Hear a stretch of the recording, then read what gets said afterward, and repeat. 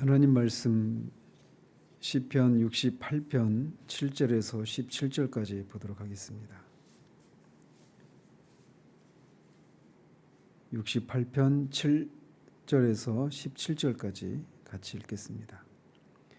하나님이여, 주의 백성 앞에서 앞서 나가사 광야에서 행진하셨을 때에 땅이 진동하며 하늘이 하나님 앞에서 떨어지며 저 시내산도 하나님 곧 이스라엘의 하나님 앞에서 진동하였나이다.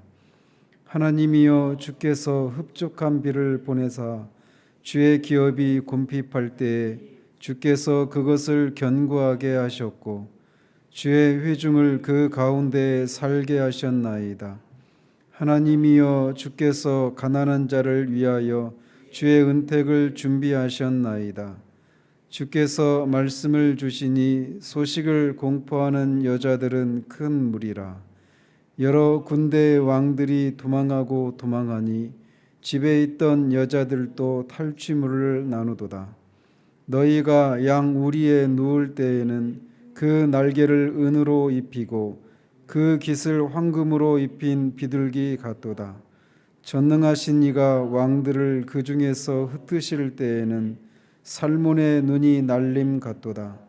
바산에 사는 하나님의 산임이여, 바산에 사는 높은 산이로다. 너희 높은 산들아, 어찌하여 하나님이 계시려 하는 산을 시기하여 보느냐. 진실로 여호와께서 이 산에 영원히 계시리로다. 하나님의 병거는 천천히요 만만이라. 주께서 그 중에 계심이 시내산 성소에 계심 같도다. 아멘. 어제는 이스라엘의 왕이신 하나님이 왕의 임무인 두 가지 임무, 즉 외부의 적을 물리치고 백성들을 보호하시는 것과 대내적으로는 그 백성들을 공평과 자비로 통치하시는 것을 찬양하는 내용을 1절에서 6절까지 해서 살펴봤습니다. 오늘은 7절부터 오늘 17절까지 살필 텐데, 시인은 이곳에서 하나님께서 이스라엘 백성들을 출애굽시키시고 광야를 통과하고 가나안 땅에 정착하기까지 그 과정을 찬양하고 있습니다. 하나님이여, 주의 백성 앞에서 앞서 나가사 광야에서 행진하셨을 때, 그래서 먼저 시인은 하나님께서 광야에서 가나안을 향해 행진할 때 하나님이 이스라엘 백성 앞에서 먼저 그렇게 앞서 나가셨다라고 회상을 합니다. 이것은 실제로 출애굽의 과정에서 하나님께서 불기둥과 구름기둥으로 법궤가 맨 앞에 떠나서 법궤가 이스라엘 앞에서 백성들을 인도하고 그 위에 구름기둥과 불기둥으로 이스라엘 백성들을 그렇게 인도하신 장면을 노래하고 있는 겁니다.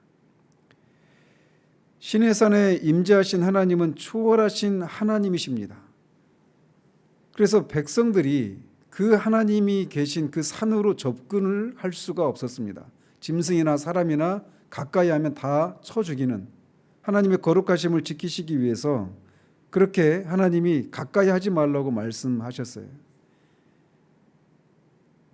그런데 이 하나님께서 그 시내산에서 이스라엘 백성들과 언약을 체결하시고 이제 그들의 왕이 되시고 이스라엘은 그들의 백성이 되는 하나님의 백성됨의 언약을 시내산에서 모세를 중보자로 해서 체결을 했습니다. 어제도 말씀드린 것처럼 그 언약을, 시내산의 언약을 체결하는 그것은 두 가지 의미가 있어요.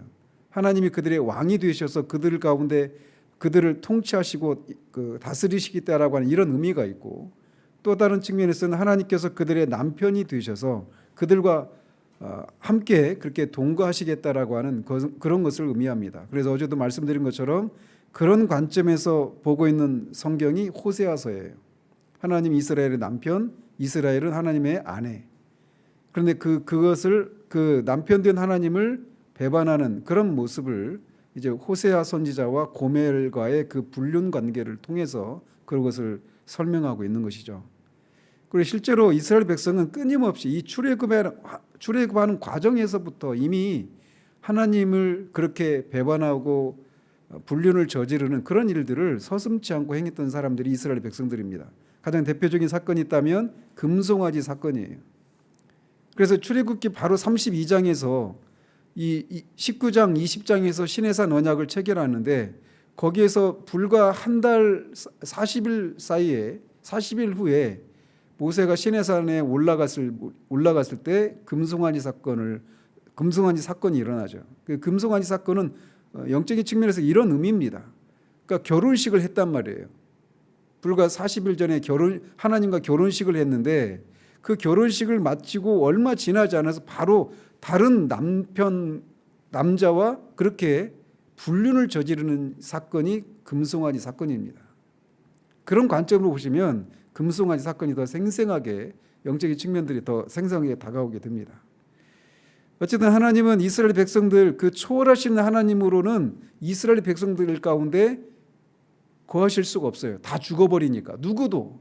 그렇기 때문에 하나님은 구름 기둥과 불 기둥으로 하나님의 임재의 상징인 구름 기둥과 불 기둥으로 그리고 하나님의 임재의 또 상징인 그 법궤, 언약궤라고도 하죠. 그 법궤로 이스라엘 백성 가운데 이제 거하시기 위해서 성막을 만들라고 하시고 그 안에 임재하시는 하나님이 되셨습니다. 장차 이 불기둥과 구름기둥, 법궤는 신약 시대에 이제 말씀으로 우리와 함께 하시는 성자 예수 그리스도, 불기둥과 구름기둥은 성령 하나님을 의미합니다. 성부 하나님은 초월하신 하나님이시기 때문에 누구도 그 앞에 설 수가 없는데 그 하나님 앞에 나아가기 위해서 내재하시는 하나님으로 오신 분이 성육신하신 예수 그리스도, 또 우리 안에 계시는 성령 하나님이십니다. 어쨌든 하나님은 그렇게 광야에서 이스라엘 백성들을 가나안 땅으로 인도하시는 과정 가운데서 그렇게 구름기둥과 불기둥으로 또 법궤를 통해서 하나님이 이스라엘 백성들 앞에서 그렇게 그들을 이끌어 가신 장면을 7절에서 노래하고 있는 겁니다. 땅이 진동하며 하늘이 하나님 앞에서 떨어지며 저 시내산도 하나님 곧 이스라엘의 하나님 앞에서 진동하였나이다. 이것은 방금 말씀드린 것처럼 시내산에 하나님께서 강림하셨을 때 장면을 회상하고 있는 겁니다. 그때 땅도 산도 막 진동하고 지진이 나고 산에는 불이 붙고 천둥과 번개와 새까만 구름이 그 산을 덮고 있었고 그 새까만 구름 속에서 막 천둥 번개가 막 치고 땅이 진동하고 산도 진동하고 큰 나팔 소리가 나고 하나님이 그 속에서 하나님이 큰 소리로 음성을 발하셔서 말씀하시는 장면을 지금 노래하고 있는 겁니다.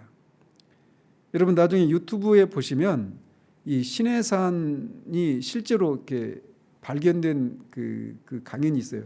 김승학 장로라고 그 이름을 한번 검색을 해보시면 그때 그 시내산이 실제 지금 우리가 성지순례라고 하면서 가는 그 시내산이 아닌 진짜 시내산이 있습니다. 그리고 그 시내산 그 산정에 보면 산이 새카맣게 불타 있어요. 옆에 있는 산들은 그런 게 없는데 산이 완전히 새카맣게 불타 있습니다. 실제 하나님이 그곳에 임재하셨기 때문에 강림하셨기 때문에 그 장면을 지금 여기서 노래하고 있는 겁니다. 하나님이여 주께서 흡족한 비를 보내사 주의 기업이 곰핍할 때에 주께서 그것을 견고하게 하셨고 그래서 흡족한 비를 내려주셨다라고 하는 것은 단지 이스라엘이 가나안 땅에 들어가서 농사에 필요한 비를 내려주셨다 이런 의미만은 아닙니다. 광야를 지날 때 주의 기업 즉 하나님의 백성인 이스라엘 백성들에게 광야에서 그들이 먹을 게 없고 마실 게 없고 할 때 하나님께서 그들에게 만나로 또 마실 물을 또 메추라기로 그렇게 그들을 공급하신 것을 이렇게 비유적으로 노래하고 있는 겁니다. 그래서 그 김성학 장로 그 유튜브에 보시면 그 시내산뿐만 아니라 출애굽의 과정에 있는 그 모든 장면들을 설명해 주는 그 모든 것들이 다 고고학적으로 다 발견이 되었어요. 그래서 반석도 그 아파트 한 3층, 4층 높이의 그 큰 바위입니다. 그 사이가 이렇게 가운데가 쪼개져 있고 거기에서 물이 나온 거예요. 한 200만이 넘는 그런 그 사람들이 마셔야 할 물이고 또 짐승들까지 마실 물이니까 엄청나게 그 많은 물들이 나와야 됐겠죠. 그래서 그걸 충분히 공급할 수 있는 그런 반석들이 있어요. 어쨌든 시인은 그렇게 광야를 통과하는 동안 이스라엘 백성들을 하나님께서 먹을 것과 마실 것을 공급하시는 그런 것을 회상하고 있습니다. 주의 회중을 그 가운데 살게 하셨나이다. 하나님이여 주께서 가난한 자를 위하여 주의 은택을 준비하셨나이다. 이 구절은 하나님께서 마침내 가나안 땅에 이스라엘을 정착하게 하신 것을 노래하고 있는 구절입니다. 하나님은 그곳에서 그들을 살게 하셨고, 가난한 자, 여기서 말하는 가난한 자는 단지 물질적으로 경제적으로 가난한 자만을 말하는 게 아닙니다.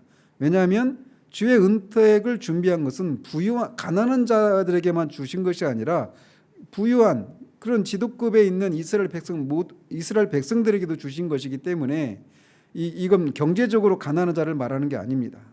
결국은 하나님을 경외하고 하나님만을 의지하는 하나님의 전적인 하나님의 은혜만을 구하는 그런 심령이 가난한 자를 가리키는 것이죠. 하나님은 그들에게 그렇게 하나님을 경외하고 의지하는 자들에게 하나님이 가장 좋은 것으로 그들이 파지 않은 우물을 마시게 하시고 심지 않은 과일의 나무의 열매를 먹게 하시는 일들을 하셨습니다. 주께서 말씀을 주시니 소식을 공포하는 여자들은 큰 무리라. 주께서 말씀을 주셨다라고 하는 것은 이스라엘이 여호수아의 영도하에 가나안 땅을 정복하는 과정 속에서 하나님께서 이번에 전쟁에서 너희들이 승리할 것이다라고 하는 그런 말씀을 주신 것을 말하고 있는 겁니다. 그리고 소식을 공포하는 여자들이 큰 무리라, 이 얘기는 그렇게 이스라엘 백성이 하나님의 말씀을 따라 전쟁에 임해서 큰 승리를 거두고 돌아오는 그 무리들을 맞이하는 여자들의 큰 무리가 하나님을 높이 찬양하고 노래하는 그 장면을 묘사하고 있는 겁니다. 우리는 그냥 그 객관자 제3자 입장에서 그냥 가나안 정복 장면을 우리가 그냥 읽고 그냥 지나가기 쉬운데 한번 생각을 해보십시오. 이 군인들을 기다리는 여인들 얼마나 초조하고 노심초사하면서 그렇게 기다렸겠습니까? 그 기다림의 시간 동안 그들이 뭘 했겠습니까? 하나님께서 이 자신의 남편들, 아들 이런 사람들이 전쟁이 그 가나안 사람들과 전쟁을 하고 있을 때 하나님께서 그들을 지켜주시고 승리를 할 수 있도록 뒤에서 얼마나 하나님 앞에 간절히 기도했겠습니까? 그리고 마침내 그들이 큰 승리를 거두고 돌아왔을 때 그들의 기쁨은 말로 할 수 없이 컸을 것이에요. 그 큰 소리로 하나님을 높이고 찬양하는 장면을 이렇게 시인이 노래하고 있는 겁니다. 여러 군대의 왕들이 도망하니 집에 있던 여자들도 탈취물을 나누도다. 이스라엘이 가나안 정복 정쟁을 치를 때 죽였던 그 가나안 땅의 그 왕의 명단이 30명이 넘습니다. 그런데 그 왕들을 물리치고 그들은 이 아이성 전투를 빼고는 가는 곳마다 엄청난 승리를 거두었는데 그것을 지금 노래하고 있는 겁니다. 그리고 그들이 그렇게 왕들을 정복하고 노획한 전리품들이 너무나 많아서 그렇게 집에서 기다렸던 여인들까지도 그 탈취물을 충분히 나눌 수 있을 정도로 엄청나게 많은 그런 승리를 거두었다라고 노래하고 있는 거예요. 그런데 이 믿지 않는 사람들은 이 장면을 가지고 인종학살이다, 어떻게 하나님이 그러실 수 있는가라고 하면서 이렇게 비난을 하는데, 하나님께서 이스라엘에게 가나안 땅을 정복하라고 하신 것은 이 아브라함에게 약속하신 것을 성취하는 거예요. 그런데 아브라함에게 하나님께서 이 창세기 15장 6절에서 그렇게 이 가나안 땅, 네가 지금 보는 땅을 네 후손들에게 주시겠다라고 말씀하시는데 4대 후에 애굽에서 노예로 있다가 돌아올 때 그때 주시겠다고 약속하셔요. 그런데 그때가 어느 때냐면 아직은 이 아모리 땅이, 아모리 사람의 죄악이 아직 가득 차지 않았다, 이렇게 말씀하셔요. 아브라함에게 약속하실 때. 그런데 그 얘기는 뭐냐면 4대 후에 돌아와서 이 아모리 족속의 땅, 즉 아모리 족속은 가나안을 대표하는 족속이죠. 이 가나안 사람들이 그때 되면 악이 가득해질 때라는 거예요. 그래서 하나님께서 세상을 공의로 다스리시는 하나님께서 이 이스라엘 백성들에게 이 땅을 주실 때, 이 가나안 정복 전쟁에서 가나안을 멸절시키는 이때는 가나안 사람들의 죄악이 가득 찼을 때입니다. 그래서 세상을 통치하신 하나님, 이 세상을 창조하셔서 노아의 홍수로 이 세상을 전부 심판하실 수 있는 그런 절대 주권자이신 하나님께서 가나안에 있는 그 죄악을 심판하시고 이스라엘 백성들에게 그 땅을 주신 겁니다. 그 과정에서 그들을 심판하신 것이기 때문에 이건 인종학살이라고 말할 수가 없는 겁니다. 너희가 양 우리에 누울 때에는 그 날개를 은으로 입히고 그 깃을 황금으로 입힌 비둘기 같도다. 이 구절에서 시인이 노래하고 있는 것은 하나님께서 이스라엘 대적들을 모두 물리쳐 주셔서 모든 백성들이 누리게 된 평안과 번영의 그 풍성함을 이렇게 묘사하고 있는 겁니다. 너희가 양 우리에 누울 때, 너희는 이스라엘 백성을 가리킵니다. 즉 이들이 양 우리에 누웠다라고 하는 것은 양 우리가 그 양들이 우리에 누웠을 때는 다 배불리 먹고 마셔서 평화롭게 그렇게 쉬고 그렇게 원수의 그런 그 위협에 대한 그런 두려움이 없이 그냥 그렇게 누워 있는 겁니다. 즉 평안을 누리고 있다라는 거예요. 하나님께서 그 이스라엘의 모든 원수들을 물리쳐 주셔서 이스라엘 백성들이 그런 평안을 누렸다, 이런 것을 이렇게 비유적으로 노래하고 있는 것이죠. 그리고 그 날개를 은으로 입히고 깃을 황금으로 입힌 비둘기 같도다. 누구도 비둘기에게 그렇게 은으로 입히고 황금으로 깃을 장식하고 이러지 않습니다. 그런데 이렇게 묘사하고 있는 것은 그럴 정도로 하나님께서 위에서 말한 것처럼 여자들도 탈취물을 나누었다, 이런 말과 비슷한 맥락으로 하나님께서 많은 그런 전리품들을 주셔서 이스라엘 백성들이 그런 전례 없이 노예들이었던 이 이스라엘 사람들이 그런 전례 없는 그런 번영과 풍성함을 누린 것을 이렇게 노래하고 있는 겁니다. 전능하신 이가 왕들을 그 중에서 흩으실 때에는 살몬의 눈이 날림 같도다. 이 가나안 땅을 정복하는 장면을 이렇게 시적으로 묘사하고 있는 건데, 살몬은 산 이름입니다. 이 살몬산은 에브라임 산지에 세겜 땅 근처에 있는 그런 산입니다. 에브라임은 이스라엘의 북쪽 지역에 있는 그런 지역인데, 그 역사적으로는 이 사사기에서 기드온과 첩사에서 나왔던 아비멜렉이라고 하는 사람이 이 살몬산에 있는 나무를 꺾어다가 이 세겜의 그 망대를 다 불태워서 사람을 죽인 사건에서 한번 나오는 산 이름입니다. 그런데 시인이 하나님께서 가나안 땅의 그 왕들을 물리치시는 이 장면을 물리치시고 그들을 흩으실 때 그 장면을 살몬산에 있는 눈이 흩날리는 것 같다, 이렇게 묘사하고 있어요. 살몬산에 쌓여 있는 눈들이 바람에 의해서 막 흩날릴 때 그게 질서정연하게 흩날리는 게 아니잖아요. 그죠? 막 무질서하게 여기저기 막 흩어져서 그렇게 흩어지는 것처럼 하나님께서 이스라엘 백성들이 그렇게 이스라엘을 공격하기 위해서 맞서서 찾아왔던 그 질서정연하게 대오를 정비한 채 달려왔던 이 가나안 땅의 왕들이 그냥 한 길로 왔다가 7길로 도망가는 것처럼 그렇게 혼비백산에서 도망치는 그 장면을 시적으로 묘사하고 있는 거예요. 바산에 사는 하나님의 산임이요 바산에 사는 높은 산이로다. 이 바산산은 요단 동편에 있는 고원지대인 이 바산에 위치한 매우 높고 험악한 산들을 가리킵니다. 그런데 그 산들을 하나님의 산이라고 말해요. 하나님의 산이라고 하면 시내산, 호렙산, 갈멜산, 시온산, 이런 산들을 주로 성경에서 시온산이라고 하지, 바산의 산은 하나님이 거기에 임재하셔서 이스라엘 백성들을 만난 적이 없습니다. 그런데도 바산의 산을 하나님의 산이라고 말하고 있는 것은 이 바산의 산은 문자적인 의미의 바산에 있는 산을 말하는 게 아닙니다. 그 다음 구절에 보면 너희 높은 산들아 라고 말하고 있어서 이 바산의 산들이 높은 산이라고 말하고 너희 높은 산들, 즉 바산의 산들아 어찌하여 하나님이 계시려 하는 산을 시기하여 보느냐, 이렇게 말하고 있어요. 하나님이 계시려 하는 산은 시온산을 가리킵니다. 그러니까 바산의 산은 결국은 하나님이 계시려 하는 산은 시온산, 즉 이스라엘을 가리키고, 바산산은 그런 이스라엘을 시기하는 주변의 강대국을 가리키는 거예요. 그런데 그 주변의 강대국들을 하나님의 산이다, 이렇게 묘사하고 있는 것은 그런 이방인들도 절대 주권자이신 하나님의 손 아래에 있는 하나님의 소유인 그냥 그런 사람들이라고 하는 것을 이렇게 묘사하고 있는 것이죠. 그러면서 너희들이 그렇게 높은 산과 같이 바산산이 높은 것처럼 너희들의 그런 강력한 군대와 그런 군사력으로 이 하나님이 계시려고 하는 산, 즉 시온산을 시기하려고 하는데 그 산에는 여호와께서 영원히 계실 것이다. 이스라엘에 영원히 하나님이 계신다라고 말하고 있어요. 즉 이 말을 통해서 시인이 말하고 있는 것은 너희들이 그렇게 시온 산 이스라엘을 시기하고 우리를 넘보려고 하는데 그것은 헛된 일이다라고 간접적으로 말을 하고 있는 겁니다. 왜?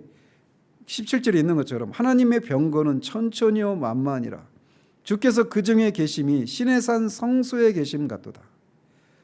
즉 시온산에 하나님이 계시려 하는 산 시온산, 즉 이스라엘에 계신 하나님은 신의 산에 임재하셨던 그 하나님과 같이 그런 큰 권능을 가지신 하나님으로 이스라엘 가운데 영원히 계시기 때문에 너희들이 우리를 시기하는 것은 다 헛된 일이라고 말을 하고 있는 거예요.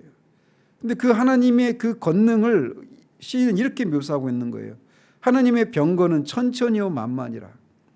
고대 근동사에서 병거는 오늘날의 군사 무기로 말하면 탱크에 해당됩니다. 전차에. 그런데 탱크가 천천, 즉 100만 대, 만만, 억대라는 거예요. 탱크가 100만 대, 탱크가 억대.